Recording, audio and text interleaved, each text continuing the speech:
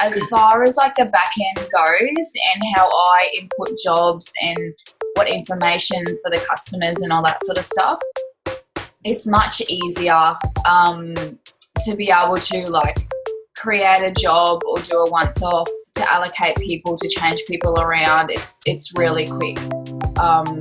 So it's just really user friendly. The interface is really easy as well as the app on your phone too. So it's made everything so much easier. It is much cheaper than what we were paying before as well.